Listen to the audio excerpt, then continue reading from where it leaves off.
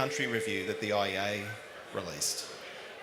And it had a lot of things that Australia was going well on, but one of the things that we definitely weren't going well on was on investment in energy R&D. It found that we were at the bottom of the league tables in terms of the OECD. It found that our investment as a proportion of our R&D spend was actually going down over time. And it also found, which I thought was pretty appalling, that we didn't have a really sophisticated or integrated energy R&D strategy. So heaps of room for improvement. There is a bunch of stuff that is going well in R&D in Australia. We've obviously made some really strategic investments in institutions like the Australian Renewable Energy Agency. There's a number of CRCs that are active in this space and doing really good work, but it tends to be not as coordinated as it could, and there's opportunities to do a lot better in terms of interactions between researchers, government, and of course industry. So the EC is the peak body for the energy management sector in Australia. We've got a bunch of product and service providers that are active in this space. We started to engage with them on this topic because they're very interested in the innovation agenda, because what we're all about is working out how we align demand side of the energy system with the supply side of the energy system. As we decarbonise, we move to a high penetration renewable energy system. It's super important that we're bringing those businesses and households along for the journey and ensuring that they can access low carbon or zero carbon energy in an affordable way to meet the energy services that they need. And you know, we're very confident when you look at documents like the ISP that we can do that, but we don't have it all worked out. And the research ecosystem is one of the things that will help us do that. But it's clear that it will need to evolve and evolve relatively quickly to get it to where we need to be.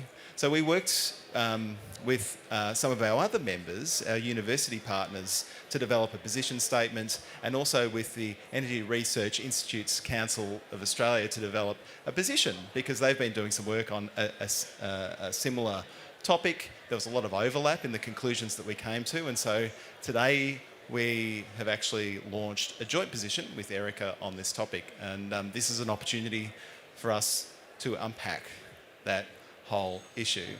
So with that, as is my want, there is no presentations, there are no PowerPoints. This is a chat, a bit of a fan of chats, and I've got some great interlocutors who I'm going to invite up on stage.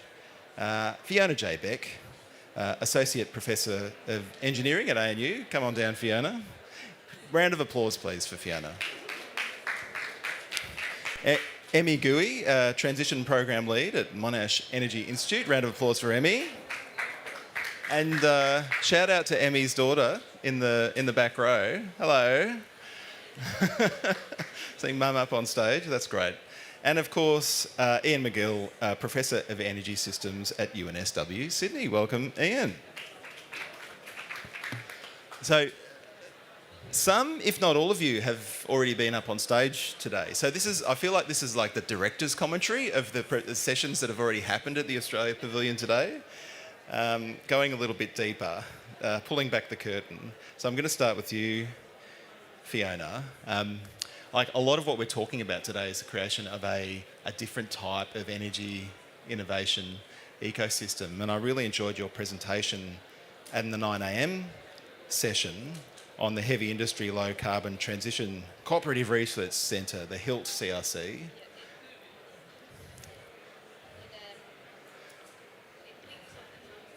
Hello. There we go. There we go. Yes. It rolls off the tongue. It rolls off the tongue. It really does. And I suppose that's when we've talked about this in the past. It's quite interesting as far as CRCs go, and there's a range of CRCs out there. Some are very successful, some are less so. The HILT CRC has been incredibly successful at developing those deep partnerships and impactful partnerships with industry. And I just wondered if we could get below the hood, less in terms of like what the research agenda is, and more in terms of kind of the community that's come around that agenda and how that's been achieved. Because I think it's an interesting case study for the kind of thinking that we need to bring to this innovation agenda moving forward? Yes, and I should caveat this by saying that I wasn't involved at the outset of this CRC.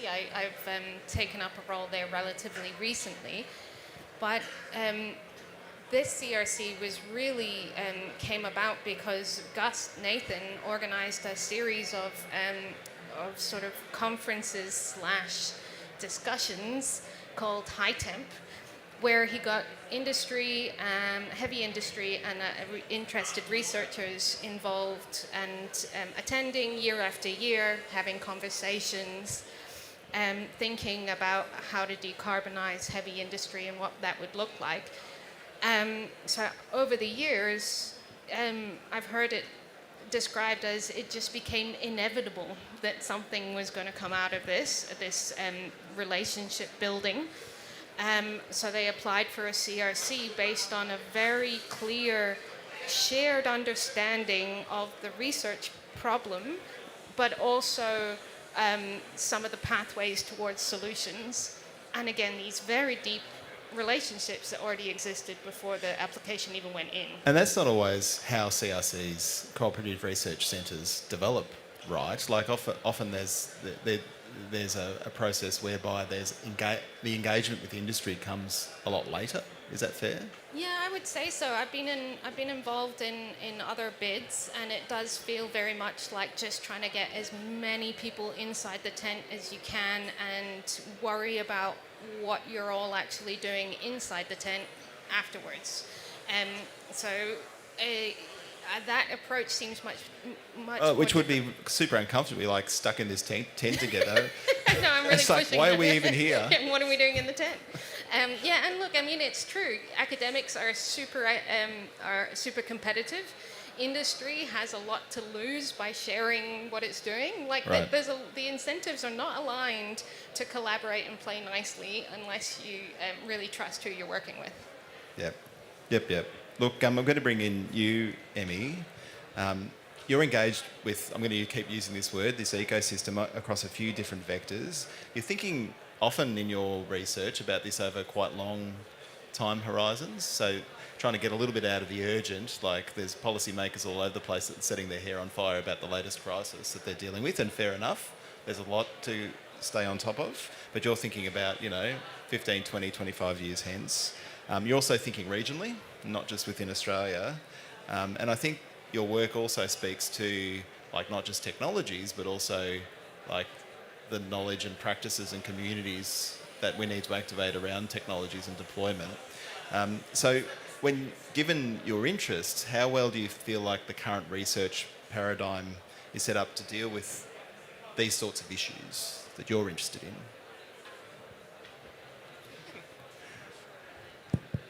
No.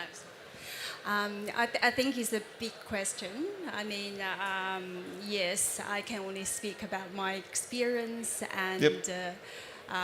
It is interesting. I think one question I often get asked about myself is my expertise. So I have a very traditional utility experience, have done all the industry, supply chain, value chain stuff.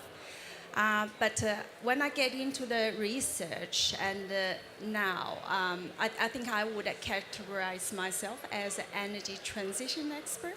So I think most people actually don't understand what energy transition But everyone says it all the time. Yeah. I don't think there is a definition, common definition, but everyone have kind of their own understanding. But from my understanding, I think it's not just a technical transformation, and that it encompasses many areas. I guess from my understanding, it's very much a process that we're going through to achieve the goals. So what are the transition goals? I guess that's a big question yourself already. So from my work in the region, from what I heard, most of the keywords is around energy affordability, as essential services, as a public good, and energy security, energy resilience, And of course, for developing countries, the most important is actually economic opportunity for industrial development, really trying to leapfrog, use the energy transition as an opportunity to actually grow their economy. So it is very wide and encompassing concept, and I guess from my work around energy, Australia energy market, looking at our national electricity objectives. So you can hear is safety, price, reliability. So it's all technical terms around this. So there is a dimension perhaps missing, more wider, broader engagement to achieve higher level goals, I guess. Technical and a real focus on economic efficiency in those energy market rules, right? And so there's a particular technocratic focus that's embedded in our energy governance that isn't necessarily thinking about the communities or the businesses and what their needs are. There's an assumption that if you get the unit cost of energy right, everything else will flow out of that.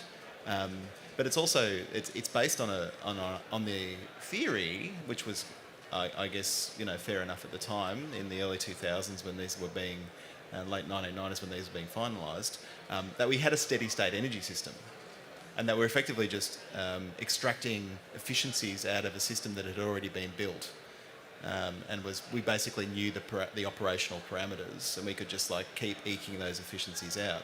But transformation, like the relationships with energy systems fundamentally changing, like a lot of assuming that they're the paradigms or frameworks that are going to carry us forward is a big assumption, right?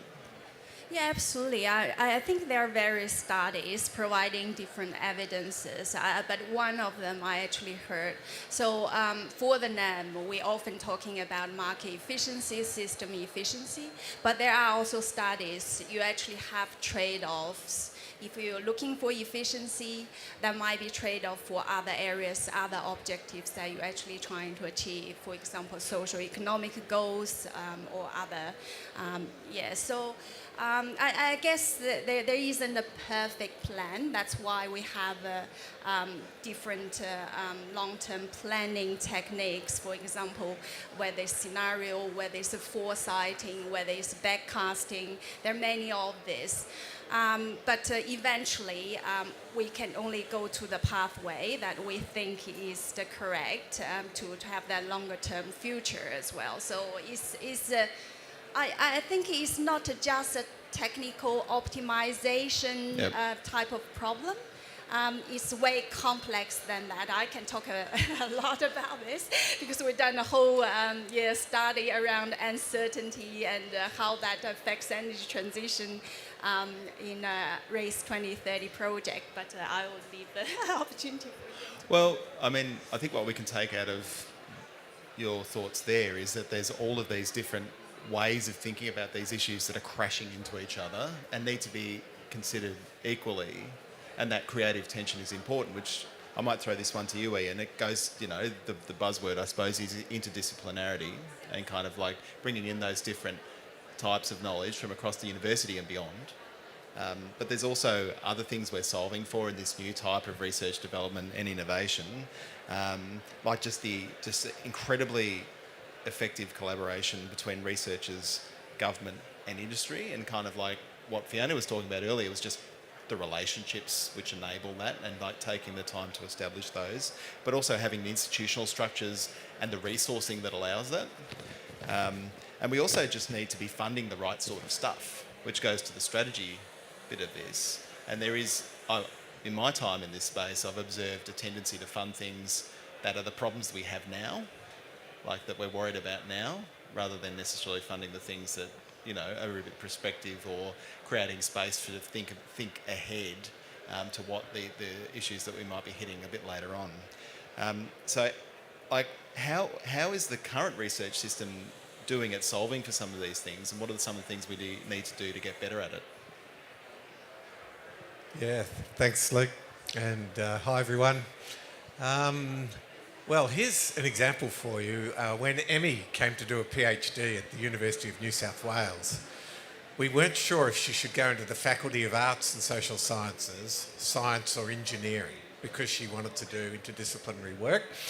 And universities in Australia, I'd say more generally, are still struggling to build the right frameworks for interdisciplinary work to happen. And the CRCs and others, I mean, we're making progress, definitely. I do want to say a little bit just about Erica. I am sitting in for Danny Alexander, who's probably at home, maybe feeding the kids. She was very disappointed not to be able to be here. She's the CEO of the UNSW, University of New South Wales Energy Institute, and she's also the chair of Erica, this Energy Research Institute Council of Australia. And that institute, or the council, Erica, it's got a coordination role, and part of that is coordinating the R&D piece. But I'm coming to your question, Luke. The other part Take that your Erica, time, mate. yeah. The other part that Erica really highlights is the importance of the interdisciplinary piece.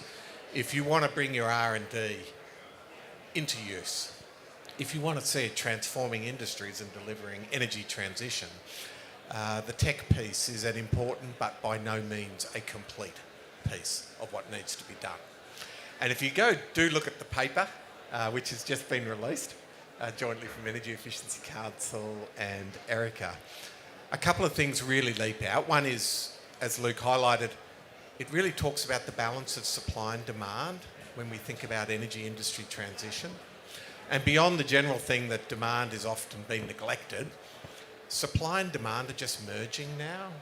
You know, whether it's rooftop PV or smart loads or home battery energy storage systems and so on. And we just can't have two worlds of research anymore. While I do utility scale and I look at households or businesses, we need those two to come together. Or two worlds of governance and regulation, or two worlds of, you know, different parts of departments or different parts of government dealing with these things without thinking of the interactions, right? Yeah. And the other thing is that you'll see the term used in the paper, it's RD&I. Now everyone gets R&D, I guess, research development, or you probably see RD&D, research development demonstration, and maybe you've seen R&D and commercialisation, or R&D and research translation and so on. The RDI piece is the research development, but then the innovation, and that innovation piece is a fairly broad framing around the interdisciplinary things that get transition to actually happen. And Emmy was talking about, you know, electricity sector transformation. Look at the language here. It used to be very technocratic, and now just, equitable, fair. These are the terms which are now really here, rightly, starting to really be embraced as we talk about energy transition.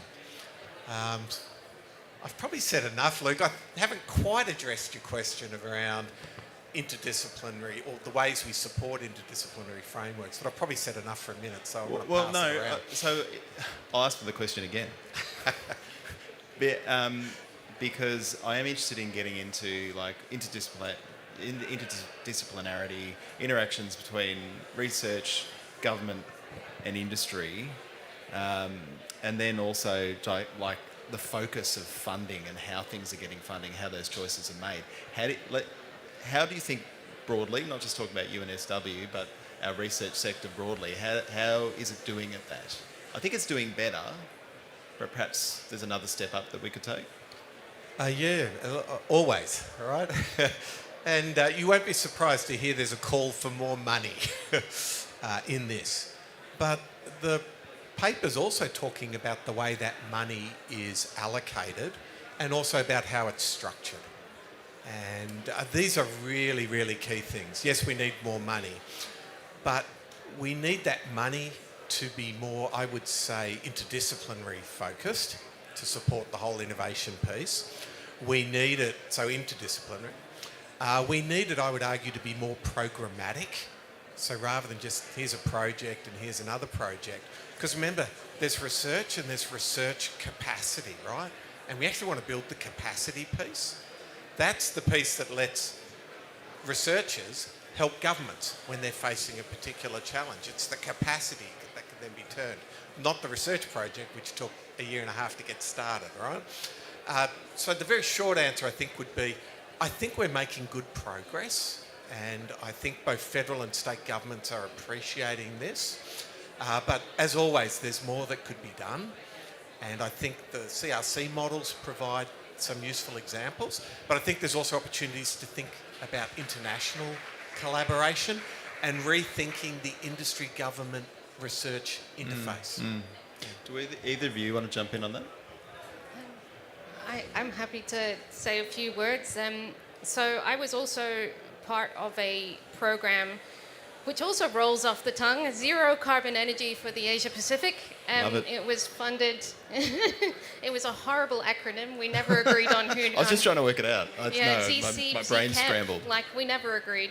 Anyway, it was a large bucket of money over 5 years provided by the ANU to tackle a grand challenge, and we wanted to talk about decarbonising our region through changing our energy exports from fossil fuels to renewable-based commodities. And we spent all of that money on 10 wonderful research fellows. We did an international search. We got them all in. We scrambled their supervision structure so they wouldn't necessarily be supervised by the lead of the project under which they were working. And we essentially just made this team, got them to work with experts around the university in all 7 colleges at ANU, law, science, engineering, now I'm going to forget them all, policy, governance, you name it. And we all came together, and we had this structure where someone would say, hey, I've got this really cool idea, and that person would then be leading a project, and people would coalesce, and they would do the project maybe 6 months, 18 months, and then they would disperse, and something else would happen, and people tended to be involved in multiple projects. It was very reactive to whatever government was looking for, but there was also sort of long-term thinking. It was a really great model. It was really expensive. It took us 18 months to learn how to talk to each other. And some people hated it and really couldn't handle it and sort of dropped off and did their own thing. But for the people that embraced it and made it and valued it, we did some really interesting work, and we really built the capacity at ANU to do this cross-disciplinary work. But it cost $10 million over 5 years. And I think that's an example of what you were saying, like programmatic funding that isn't tied to one small project, but is aiming at building capacity and tackling a challenge rather than, this research output. Often project-based research, which is kind of discrete and atomised, like often, looking at a completely legitimate issue, but without that broader connection either to other disciplines or to a longer-term goal. And we've talked about... Sorry, you're going to jump in, Emmy? Absolutely. I guess I mentioned I have a non-traditional background, so kind of a practitioner, academic perspective. So I would say my work perhaps mostly focusing on applied research, so more impact-driven. I think that's one of the Monash universities really trying to drive around impact. So there is a huge difference in traditional research versus impact-driven research, I guess, from that point of view. So lots of my work is actually related to, for example, how research policy interface or research action interface works, and how the collaboration around academia, industry, and governments, how you construct those partnerships, and who sets the priorities, and what might be the objectives that the consortium would achieve. It is very complex. It's not just interdisciplinary, it's also transdisciplinary. So you actually need to have different skills beyond the traditional academic right, world. help me out. Tell me, what's the difference between interdisciplinary and transdisciplinary? So transdisciplinary is more involving non-academic stakeholders, while interdisciplinary you can have faculties collaborating on certain projects. So perspective can be quite different, I guess, because with the industry, with the policymakers, there is always dimension about decision making. So decision making is a very, very complex, I guess you cannot categorize as a science or engineering because, or there is also an element of social science. So you cannot really just construct a model, say, oh, this is the optimal decision that we're going to make, and that would help us to achieve long-term energy transition goals. So it's very process-driven, it's multi-stakeholder-driven, multi-level, multi-governance sometimes even, because we have federal, state government making different decisions, different department making different decisions, and across different sectors as well, across energy, industry, sometimes even water, agriculture. So it's highly complex. That's why I have these notes. I was thinking it's just way too complex, multi-dimensional problem. So lest, and I think you're right, and I understand that complexity, but I think I want to unpack like why leaning into that and resourcing that appropriately has an impact. Because one of the things we've talked about is the ability to have that kind of programmatic funding, less sort of atomised project-focused funding, developing a capability to answer a big long-term question, counterintuitively actually gives universities the know-how and researchers the know-how to have rapid response to immediate issues. Does one of you want to talk to that? I think that's a really, really critical skill that I mean, just the way that projects come about in academia, right? It's takes you, if you're looking at the Australian Research Council, it takes you a year to develop and put in a proposal, and then rebuttals, and then getting it, and then so really nothing is going to happen quickly. But if you have that capacity and you have the people and the relationships set up, when something comes up, you can reform around that particular project, problem, and react.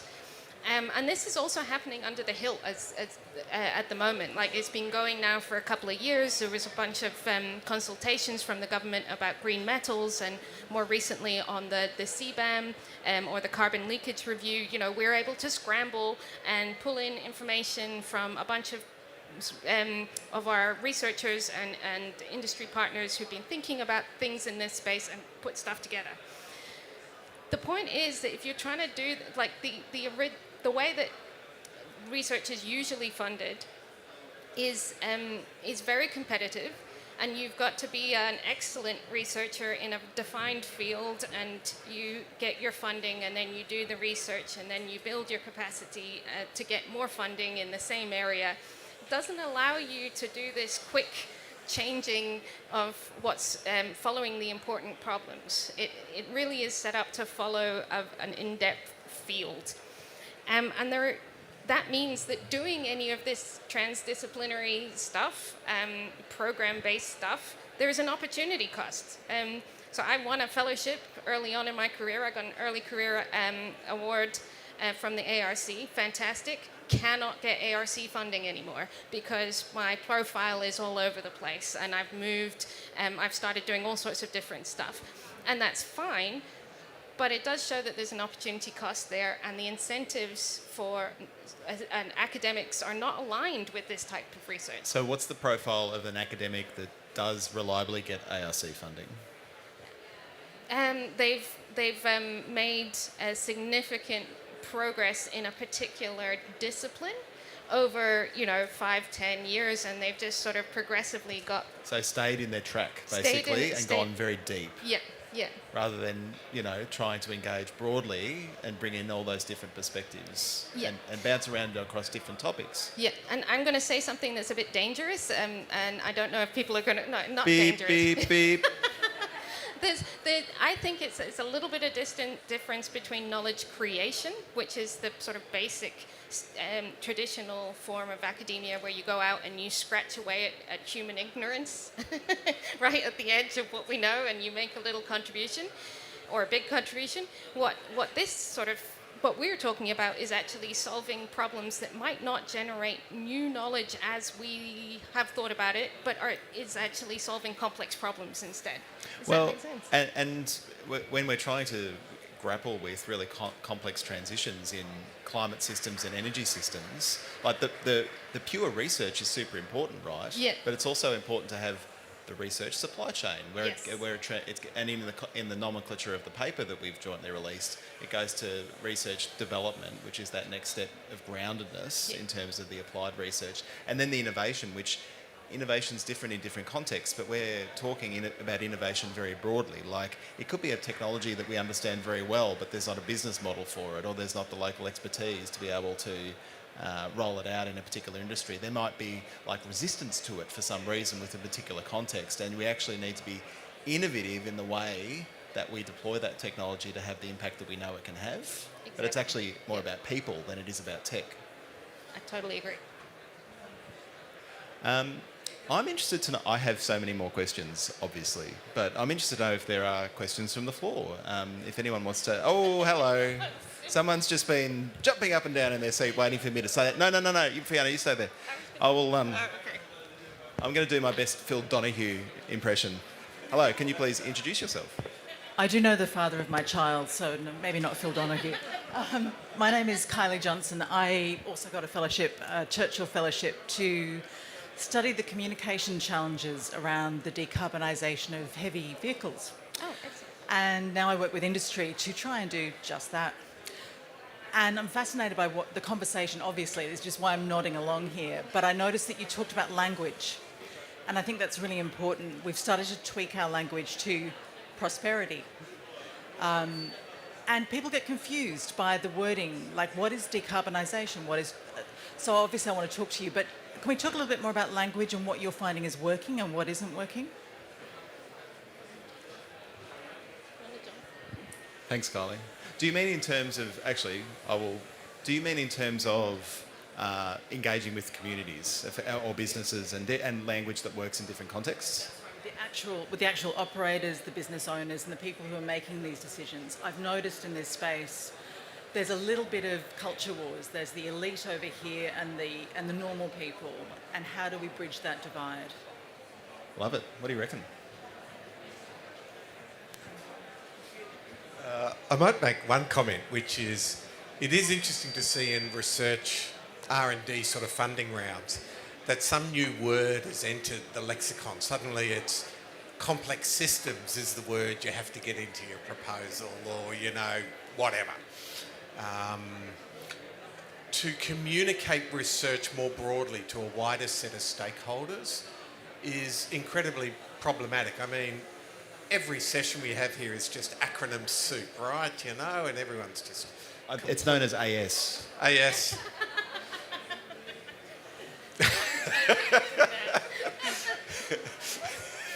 Or BS? No. Possibly. So that is a real problem for the communication piece. And look, it's fair to say many researchers, really, it's not in their core strengths.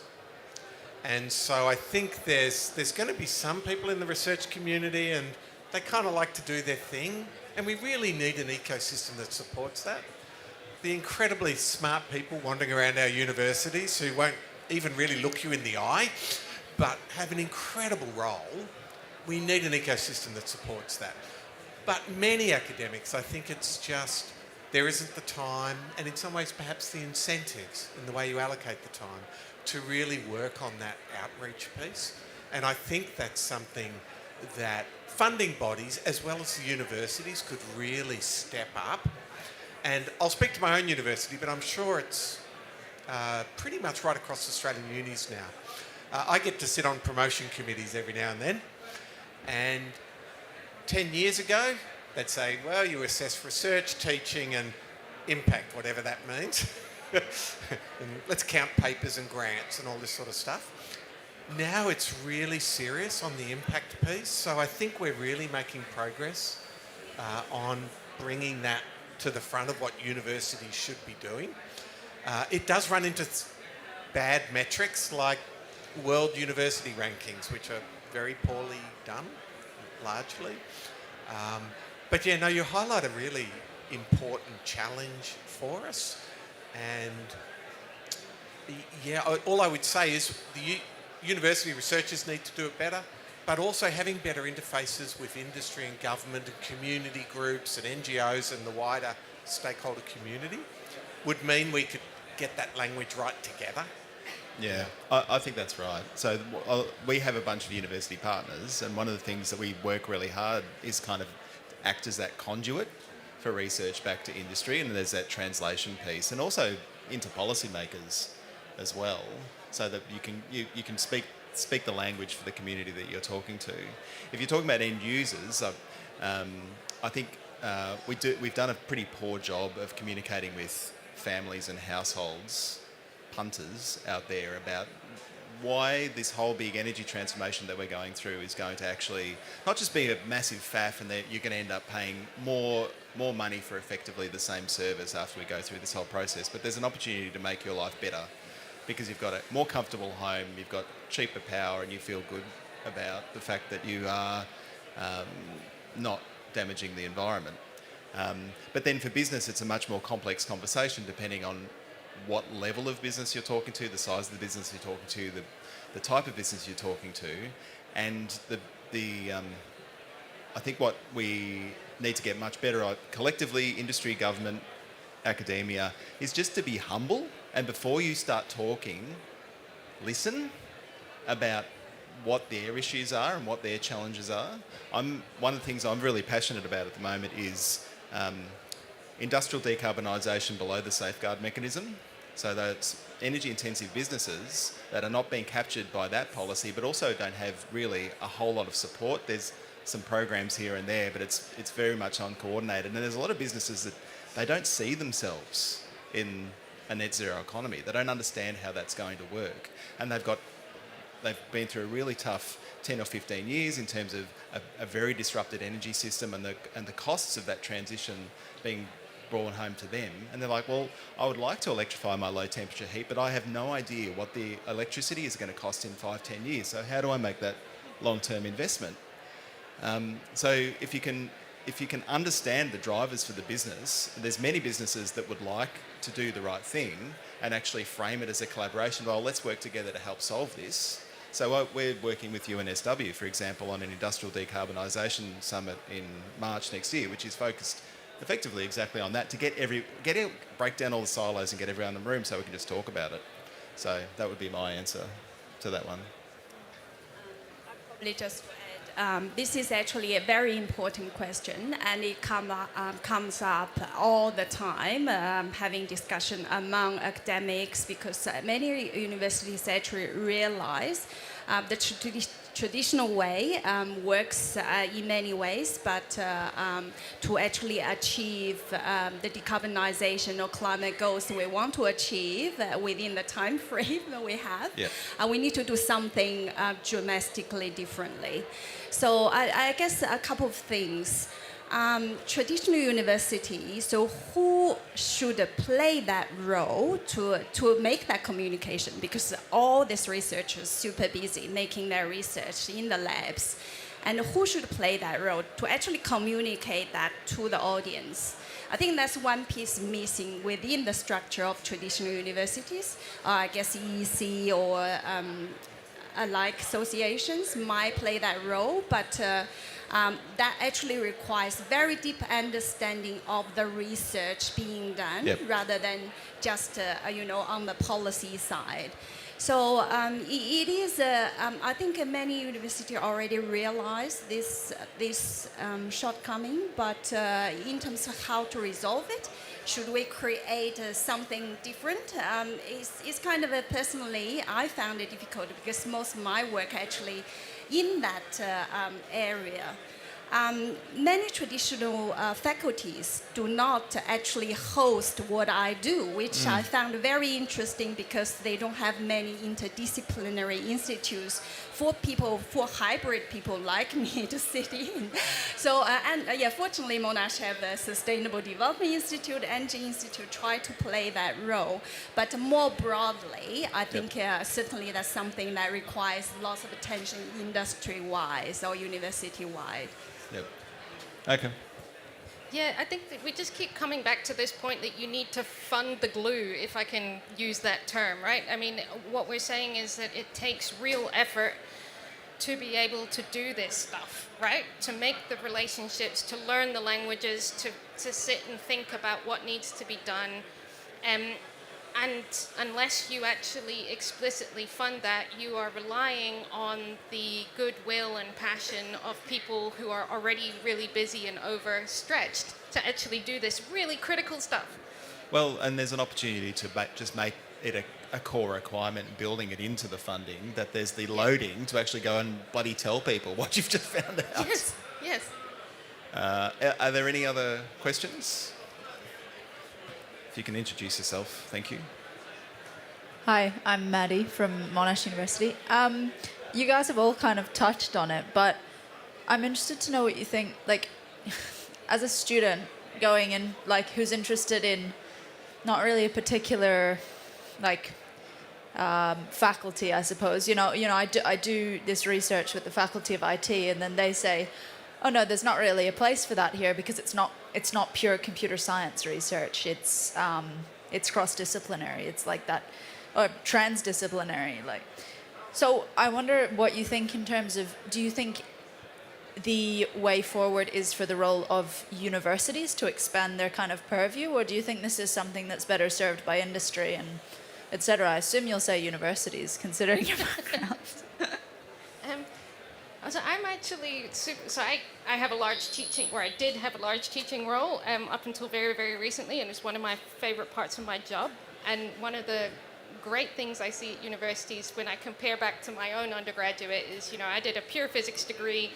We all did the same courses, very little choice. And now you get these designer degrees, and you almost need a degree in project management to actually manage doing a designer degree, but it does lead to these students doing wonderful things that I wish I could have done, like engineering and commerce, or politics and science, and all of these really interesting. So we're kind of building transdisciplinary people now, which is very exciting.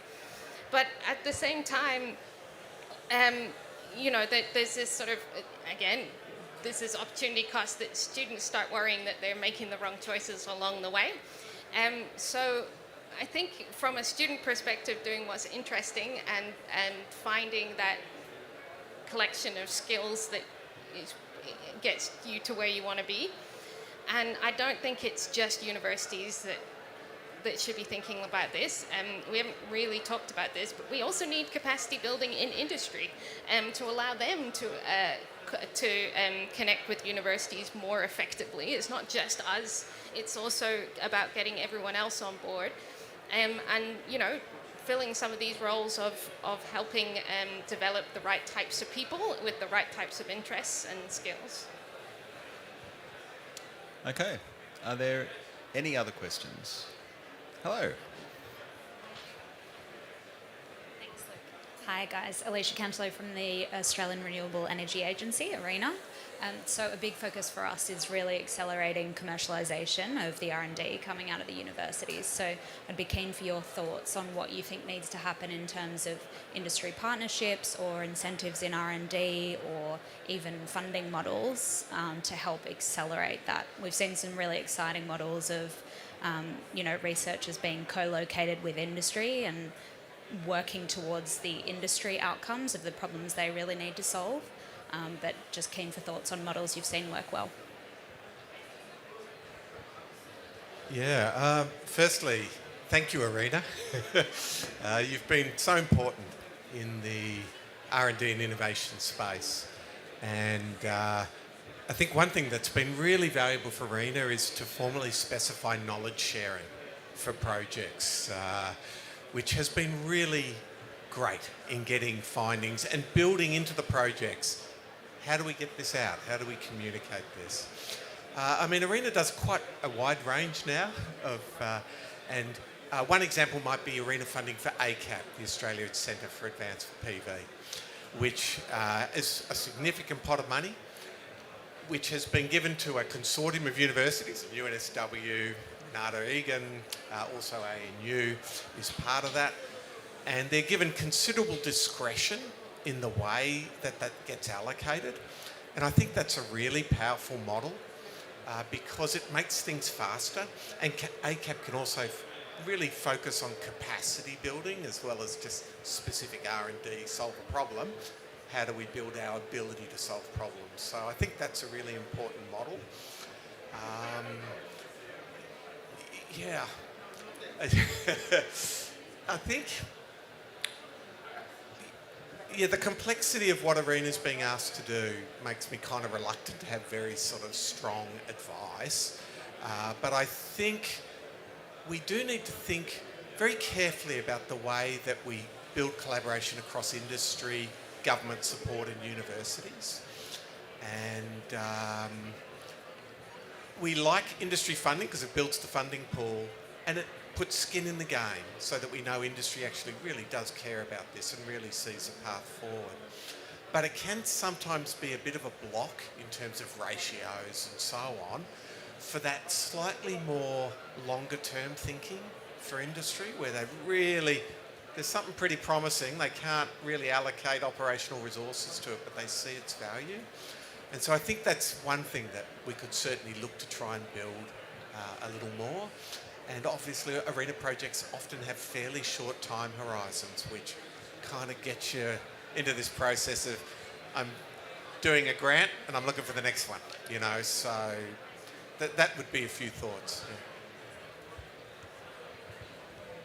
Yeah, I'll probably just make a very quick comment. I guess I'm not sure exactly what ARENA's model is, but I heard from many multilateral banks and all those.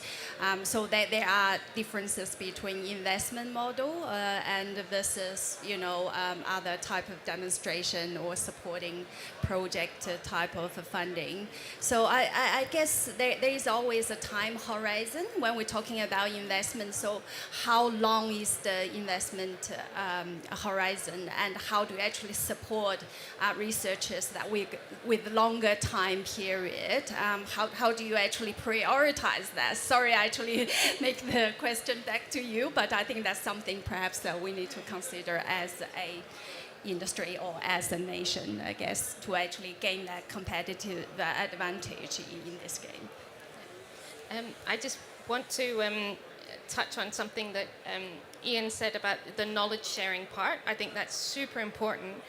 I would say that there is still a gap there for someone, whether it's ARENA or another body, or as we say, programmatic funding more generally, to help enable more and deeper knowledge sharing, specifically among industry. So obviously industry are all competing. There's, they have to protect their competitive advantage, but there are some things that they just want to happen. So again, falling back on what I'm working on at the moment in industrial decarbonisation, everyone's talking about cheap renewable energy and getting the right infrastructure in place. And they're super happy to collaborate really quite strongly and share information on that, not just with researchers, but then with each other. And finding so that the CRC, the Cooperative Research Centre I'm working for, has become that vehicle to enable this. And you should see some of our projects, the different levels of IP agreements and who's allowed to know what. It can get very, very complicated, but we're actually becoming, this enabler of this knowledge sharing and collaboration that it's actually really difficult to do among corporations. And then, if I may have a second point, I think ARENA has the opportunity to tie their funding to outcomes that they want. So the Hydrogen Head Start program is a really good example where they said, unless you have a proper First Nations engagement strategy, you don't get a look in. Let's do that across the board with everything. We want to make sure we're building some sort of research infrastructure. Then every single drop of government money should have some requirement for capacity building between industry and academia, or inter-industry, or whatever you want, right? But there's it's a really powerful way of of getting these things to happen by just making it a requirement for some form of funding. So that's my 2 cents on that. I'm not sure if you're looking for a focus group on how ARENA could do things better, but that's what you got. I think we have time for one last question, if there's a question from the audience. Okay, thank you. So, hello everyone. My name is Rebecca. I'm a fellow academic just across the ditch in New Zealand. Yes, hello. Really curious to know, from your guys' perspective, you've been successful, obviously, keeping up with things that are fast-moving in the industry. And that can be hard to do for an academic in a really slow-moving academic machine. So I guess I thought I would end on a positive note. What are your tips, or one tip or trick for other people in the research space looking to engage meaningfully with a field that's really, really fast and provide that research insight where you can? Tips and tricks, I love it. I might make one comment, which actually Maddie behind you sort of raised when she was on a panel. And it was about the fact that when you do a course on IT, really what you're really doing is a history of IT course, because, by the time you come out. So every IT degree is a history degree of a sort. Look, it's very, very hard to give advice I find to give advice to young academics. It's a very challenging and competitive space that they're operating in, and they need to prioritise things that work for the way they want to build their career. I think to the extent you can align that with working on absolutely important cutting-edge challenges which are moving fast, it's certainly been wonderful in my experience, although just the effort of keeping up's a bit of a nightmare, frankly. It's kind of, we all know life's easier when things are a bit more slow-moving. It so much depends on the ecosystem in which you're operating in, doesn't it, right? Does the ecosystem support you to jump in on an opportunity that suddenly pops up? Have you got a manageable teaching load? Or if you're pure research, you're already locked into a whole set of projects. So in some ways, there's only so much you can do by yourselves, isn't there? And I think we have to make sure the universities don't fail people such as yourself who want to build enjoyable, successful, exciting and transformational careers, but might not be the best fit with a very standard kind of university model. So I don't think I've answered your question. Shared your pain. Yeah. Don't worry, Fiona's got the answer. No, I don't have the answer. I just want to be entirely transparent, right? I mean, I started out as a very traditional academic, and I veered heavily. And at some point, I actually remember explicitly making the decision, this might not work, right? I might just be making the decision, if I want to go all in on this, which is what I think I need to do to have a good impact, I might have to, damage my future prospects for academia. And I have been very lucky in that there were large amounts of programmatic funding available that I was able to jump onto, right? And then, get a reduction in my teaching load and not have to worry so much about winning grants. So my profile at the moment, I haven't really led a standard sort of research-focused grant in a long time, even though I've had all these leadership roles. And that's really scary, and I still don't know what the end game is going to look like. I might be looking down the barrel of a really long career in academia, or I might have to go sideways and do something else at some point. And getting okay with that is an important part of it. But I think you can't do everything, and you have to figure out where you want to put your focus. And having the right kind of funding infrastructure and ecosystems would allow us to play in both areas much more easily without having to put our careers on the line. I think what you're both getting at is there's obviously an entrepreneurialism or a bravery one needs to bring to a career, but the institutional structures around that and the funding that's available, what's prioritised, can enable or disincentivise that sort of impactful career. So that kind of brings us all the way back to, Iain, we need more money in this space. Australia needs to go from the bottom of the league table to somewhere towards the top of the league table in terms of energy R&D funding. We also need to think about how we set up that research ecosystem, be very deliberate about what we're trying to achieve in terms of translating all the exciting techie stuff that we're all super into actually, lives, businesses, impact on the ground. So I might leave it there. Thank you to all of our panel. Please put your hands together.